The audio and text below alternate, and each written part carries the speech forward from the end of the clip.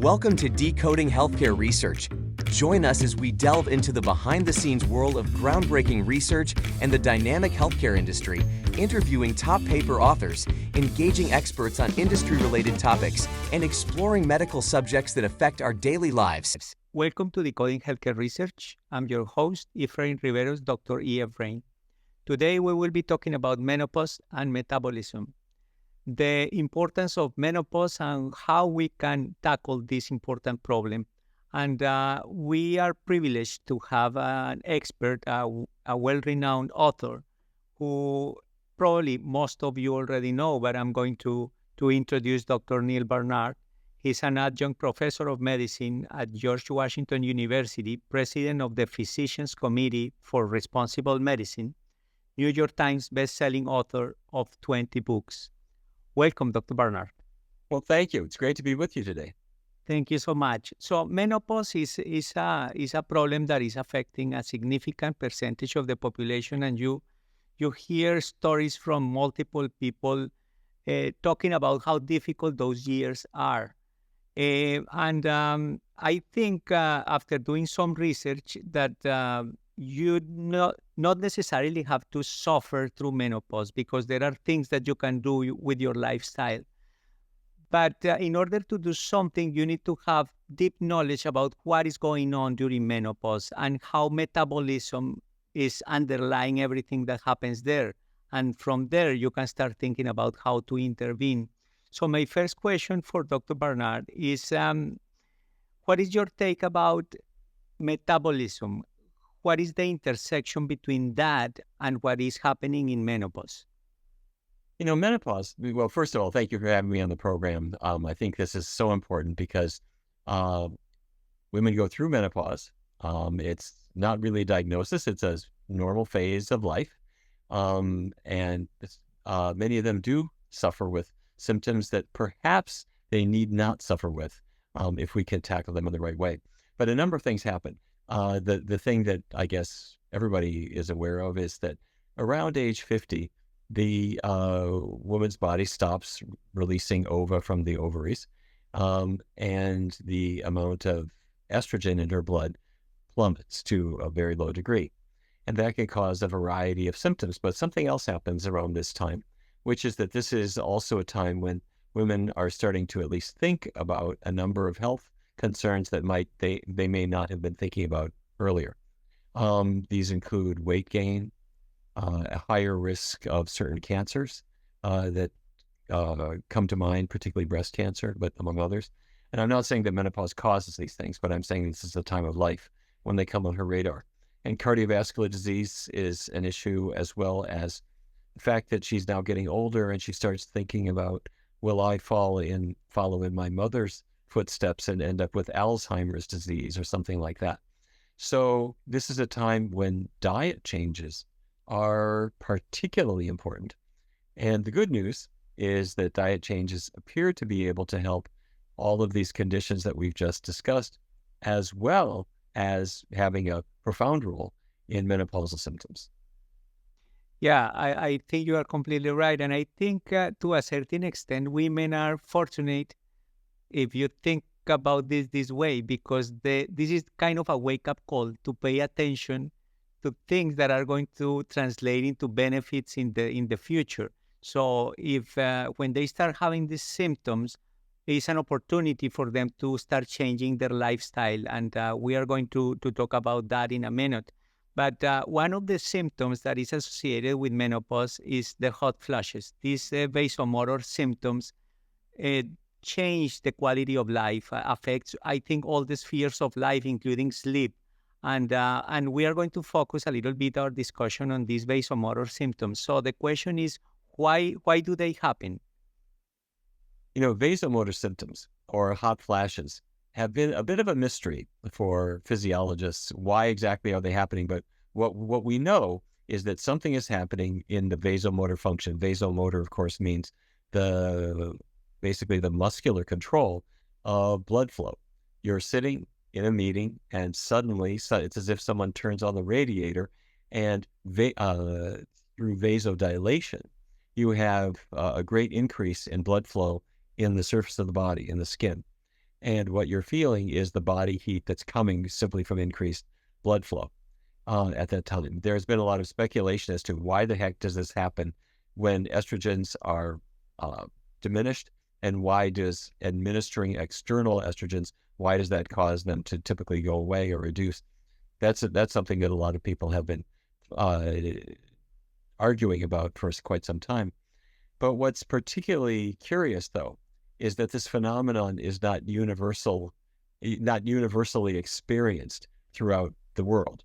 If you looked at Japan back, before westernization of the diet really took off, I'm talking about the 1960s, 1970s, hot flashes were quite rare. Women still went through menopause. Their ovaries stopped producing eggs. Their reproductive window closed, but their symptoms were minimal. If they had hot flashes, they were typically quite mild. But then, after the Japanese diet westernized, because McDonald's showed up in Tokyo and Burger King and Wendy's started setting up shop around, and dairy products entered this Japanese diet. Dairy is not part of the Japanese tradition, and meat consumption increased with westernization of the diet, and the hot flashes went up from about 15% to over 40% in just a matter of about 2 decades, something like that. So by the early 2000s, they were well over 40%. And along with it came lots of metabolic issues, diabetes, a higher risk of breast cancer, more depression, and a variety of things that hadn't been really seen there to that degree.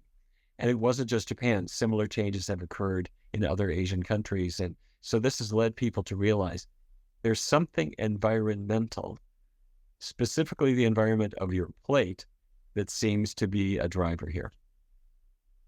And what are those differences? So what were they consuming back then that they are consuming now that created the difference? In Japan, there are 2 possibilities that raise themselves. The first is soybeans. Soybeans are something that people would assume might be important here because soybeans contain isoflavones. They have names like daidzein and genistein and glycine. And these are natural compounds that are in soybeans, and they will attach to estrogen receptors.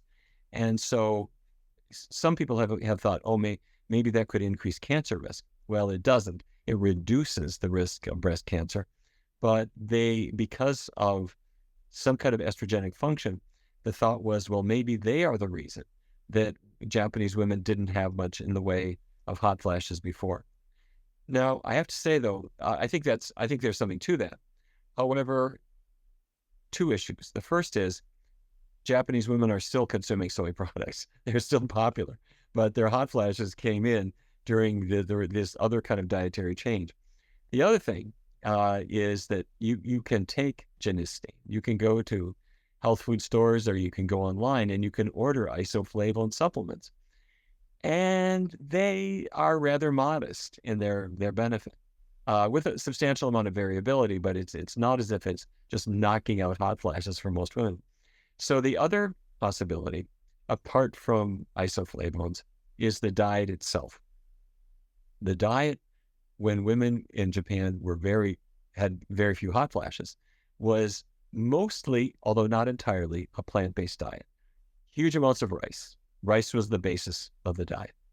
And a lot of vegetables, some fish, some other meats, not enormous quantities of that because those were really flavorings for the grains for the most part. And dairy products were really not in the diet at all.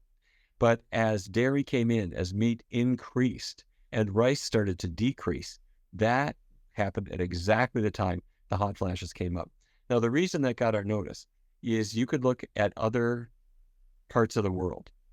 In Mexico, in the Yucatan Peninsula of Mexico, which is where Cancun is and to the west of Cancun, they consume grain, but it's not rice, it's corn. And they consume beans, it's not soybeans, but it's black beans. And they consume many vegetables, vegetables that people in North America may not know very well, like la chaya and many others. And researchers interviewed 118 Mayan women in Mexico, in rural Mexico, and found they didn't have hot flashes at all. They had no vasomotor symptoms with menopause whatsoever. And so what we believe is that there's something about a plant-based diet, and there probably is something about soybeans. So what our research team did is we put both of those together and put them to the test. And this is exactly the clinical trial that we are going to dig deeper in.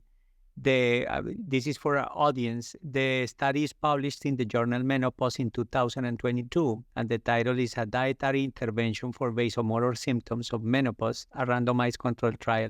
And you guys can see the link in the description of the video. So going back to the trial, so you basically, your intervention was a plant-based diet with soybeans, right? And go ahead. Oh, no, please. Sorry, I didn't mean to interrupt. Yes, and you measured several things. One of them was the symptom of hot flashes, but you measured also other things related to isoflavones, right? Okay. The study began in 2020, and the pandemic had just begun, and it really scuttled us a little bit because we wanted to meet with the women all in person, but we ended up doing it over Zoom, which turned out to be a blessing in disguise because we were able to really start looking at a new way of doing research where you could reach people in much greater geographic radius. But the intervention had three components. It was a completely vegan diet. Now, the reason I use that word is I want to be clear. It wasn't just mostly plants. It was entirely plants. We took all the animal products out, 100%. The second step is we kept oils to a minimum and oily foods. So if a person was used to having a French fry that was all greasy or using a lot of oil on their salads, even if there might be things you would think of as healthy oils, we kept them to a minimum. Keep in mind what we're doing here. In a traditional Japanese diet, there was not a lot of oil, not a lot of fried foods. The fat content of the Japanese diet was 10% of calories or even less, traditionally. And so the third piece was soybeans. And these were whole, mature soybeans. This was not edamame. Edamame, those little pods that come at the Japanese restaurant, those are baby soybeans. They're immature. They taste great, but we wanted to use the mature soybeans. And the amount we used was about a half a cup per day that were just cooked in a pressure cooker for about 40 minutes. And that was it. So no animal products, minimizing oils, and include soybeans. And how did you supervise that they adhere to the diet? What we did a couple of things. One is, well, first of all, I should say that when you're doing real life studies and you're doing it with people in their day-to-day life, you never entirely know for sure what they're doing. The disadvantage is that they're somewhat out of your control. The advantage is that unlike a metabolic ward study where you're locking people up and you're preparing everything for them, with the work that we do, it's in real life. So if it works here, then we know that this is something that's clinically valuable. So that's the reason that we use this method. We do a number of things though. First of all, we ask them, how are you doing? And we meet every single week with them on Zoom. So everyone gets together in a group and we ask them how they're doing, and we go through each person every week. Apart from that, they also fill out a 3-day diet record where they write down everything they're eating for 3 days, both at the beginning and at the end, and we quantify that. We also sent everyone a digital scale, and it was on their bathroom floor, and they would calibrate it and step on it. And what we could track was not just their change in hot flashes, which we did with an app on their telephone, but we also tracked their body weight. And so the women in a 12-week trial lost about 8 pounds on average, which is gives you some reassurance that they're doing something with their diet. Yeah, I see. Perfect. So let's move to the results. So you implemented the intervention. What were the findings? Okay, we did this in 2 cohorts, and the first cohort was in the fall. And what we found was that hot flashes, particularly the ones that are moderate to severe in intensity, the ones that wake you up in the middle of the night, sometimes 3 or 4 times a night, and that bother you in the course of the day. They dropped by 84% in this first cohort. And the women really appreciated it. About half of them were entirely free of hot flashes, and they thought, this is great. However, as a researcher, I wanted to see, could there be some other explanation? And as I mentioned, this was in the fall, so the weather is getting cooler. And I thought maybe it's a seasonal effect or something else, who knows? So we repeated it with a new cohort starting in the spring and followed the women as the weather was getting warmer. But what we found was the seasonality had no role. Their hot flashes diminished even slightly more. And so putting them both together, which is in the publication, as you saw, what we found was an 88% reduction in the moderate to severe hot flashes and about an 8-pound weight loss. So the women were, may I say, extremely appreciative of that. They all reported they were able to sleep through the night. But we did other things as well. With questionnaires, we asked the women to not only describe their vasomotor symptoms, but also their psychosocial symptoms. How do you feel emotionally? Their physical symptoms. Are you getting headaches? And also sexual symptoms. And we compared them to a control group that was untreated. And what we found was that on all of these measures, the participants getting the dietary intervention had significant benefits. Don't get me wrong. What I suspect is that the vasomotor symptom improvement will be lasting and will be profound, presumably. But I think that the sexual functions, that those things are, we're not suggesting that we're going to make the reproductive window extend a lot longer. At least that's not what we were trying to do. Despite the improvements that the women reported. Correct. And you also ran some correlations, and one of them called my attention, and is the correlation between the hot flashes and the fat intake in particular. Can you elaborate a little bit more? Well, what you can see a number of things that occur. When women really reduce their fat intake, what you find is that the diet works better. You also see that when women lose more weight, things seem to go better. And so what we suspect is that all of these things work together. I would also suggest that if a woman is thinking, should I try this? What I suggest that she might do is do exactly what we did. Some women might think, well, I'm not sure if I'm ready to leave animal products aside completely, or maybe I shouldn't really reduce my fat intake so much. Maybe I can have a lot of fat in my diet, or maybe I should skip the soybeans.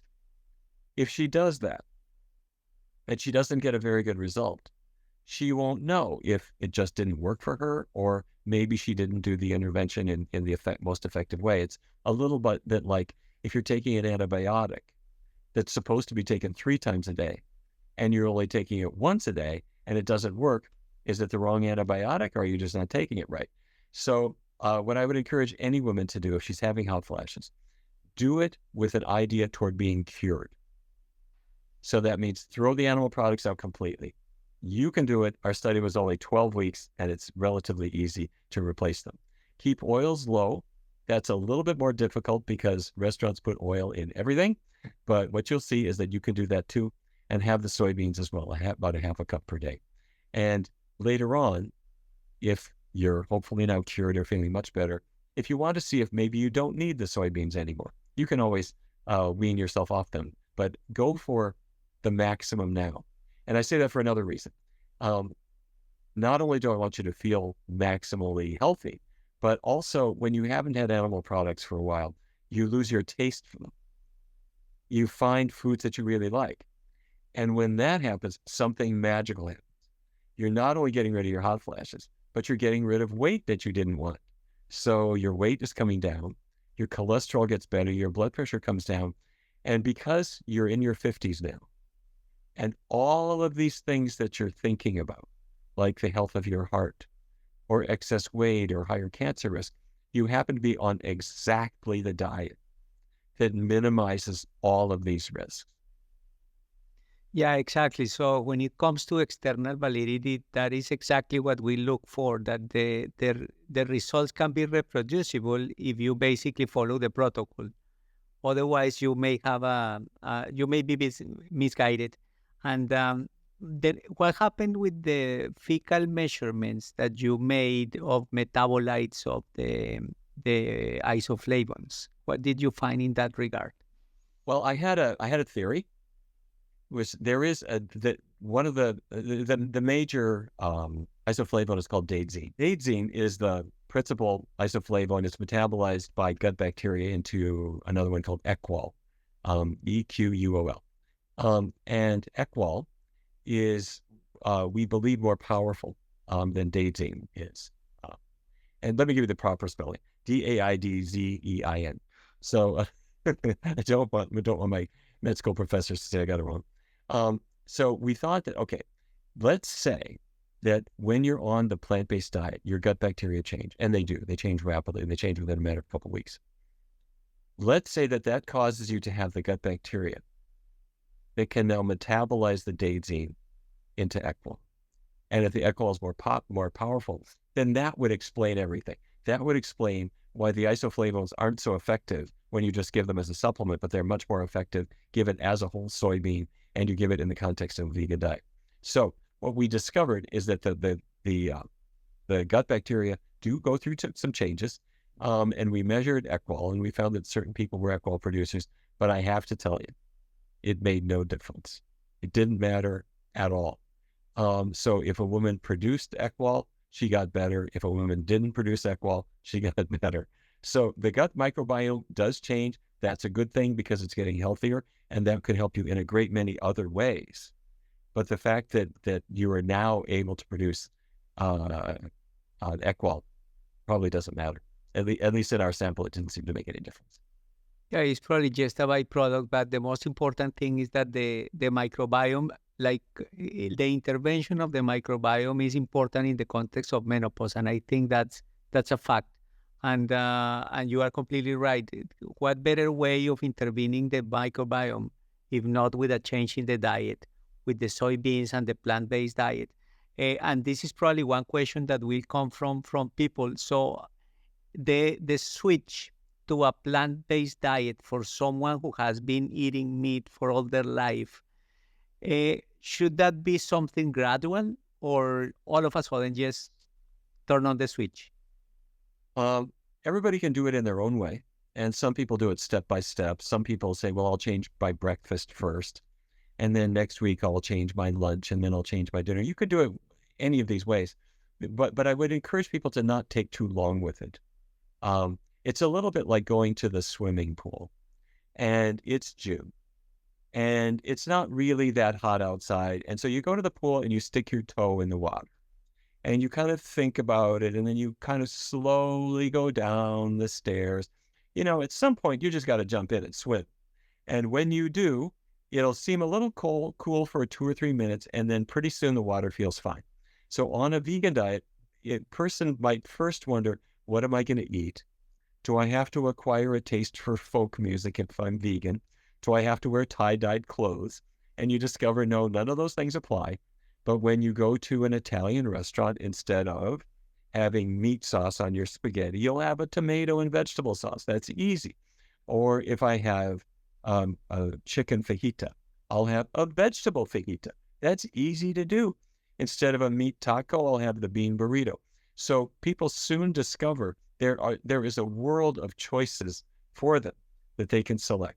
So the way we do it is we usually take about 1 week. And during that week, we encourage our participants to try out foods that they might like. Make a list of them. And so for breakfast, I might have oatmeal porridge or whatever it is. And you think of what you're having for lunch and dinner, and think about what you'll have when you go to restaurants. After a week, you've got a big list. Now jump in. Do it completely, but focus on about a 3-week time period, because you can commit to anything for 3 weeks. And at the end of that time, people's bodies are changing. Their cholesterols are coming down. They're losing weight. They're feeling better. Their energy is better. Their digestion is better. But the other thing is that their tastes are changing, and they come to prefer the foods they're eating now, and they've lost their taste for meat, which surprises them. But it happens very, very frequently. So that's the way we do it, and it works really, really well. So you don't have to take a long time. That's actually great advice. And Going back to the hot flashes, the study is very robust and definitely shows that these dietary changes lead to a significant decrease in the incidence of hot flashes, to the point that even some patients got rid completely of the hot flashes. So what do you think is the pathophysiological mechanism behind this improvement? Okay, let me differentiate. What you said is exactly right. About half of our people were totally free of hot flashes, and for the rest, it was a tremendous reduction.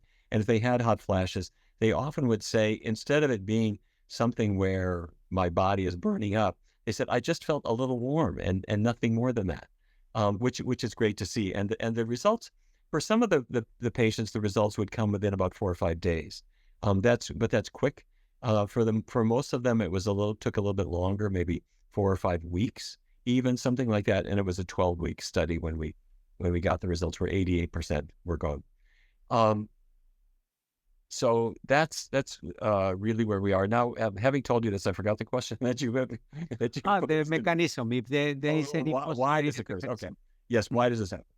Let me differentiate what we know from what we think, because those are two different things. What we know is that when women follow this diet, they see physical changes, and the physical changes being weight loss and so forth, but they see also quite dramatic differences in their vasomotor symptoms. So we know that to be the case. What we think is happening is that in some way, the change in the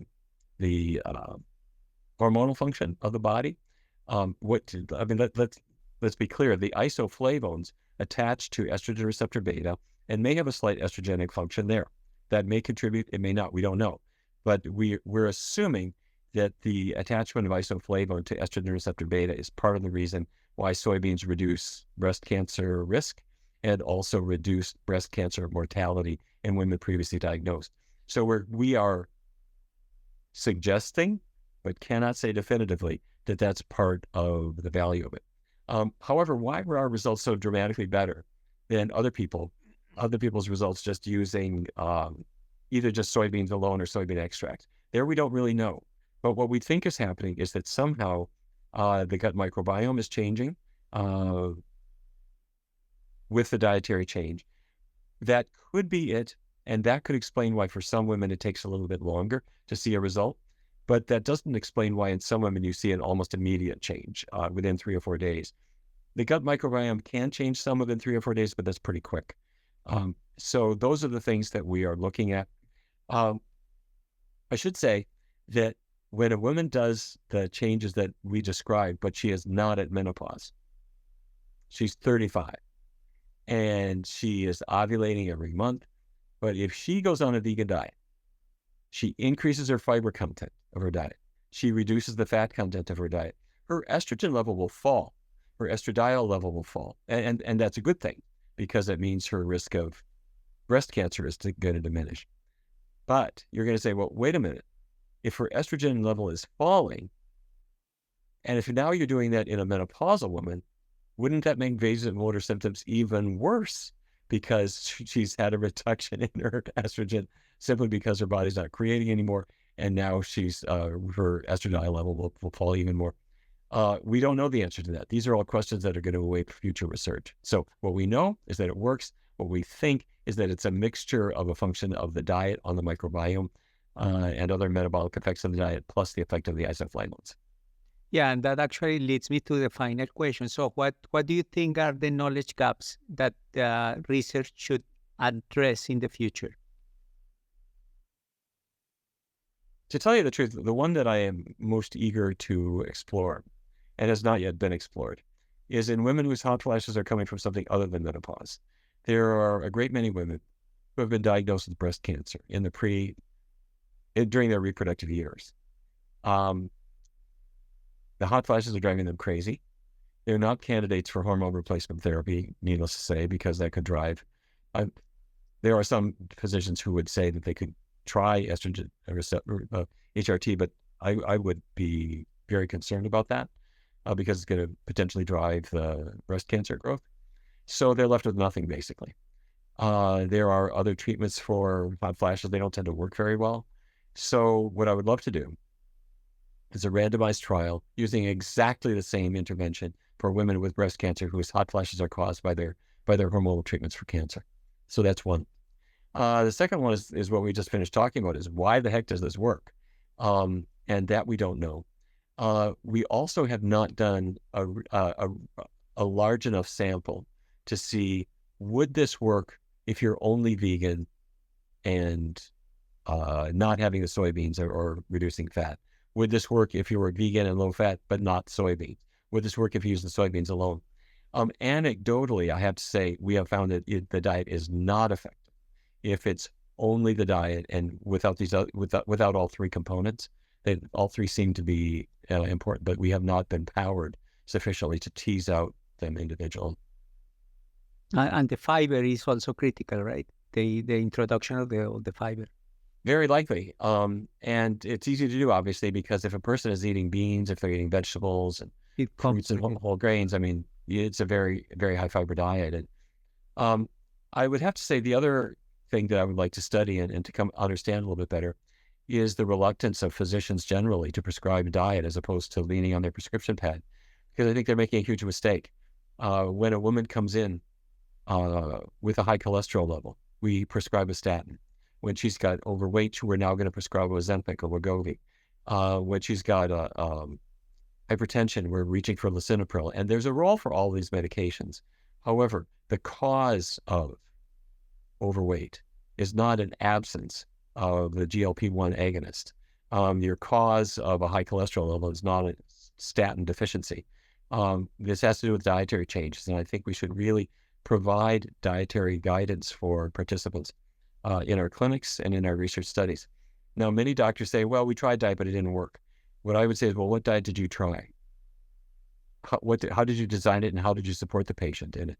Oh, patients won't follow through. They won't do what I tell them. Everyone has challenges in breaking a habit, whether it's a smoking habit, a drinking habit, a drug habit, or any other bad habit. Or a diet. And we have to accept that and understand that about the human animal. That's the way we are.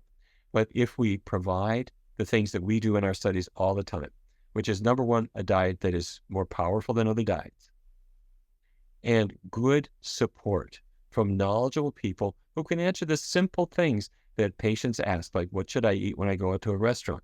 But that without that restaurant, without that kind of support, without that kind of answer, then you're not going to help them to deal with the restaurant or what they're dealing with at home, or how to deal with an antagonistic husband or whatever. These are all things where the answers are relatively simple. With that little bit of support, patients can quit smoking, break a drug habit, stop drinking, and change their diets and feel dramatically better.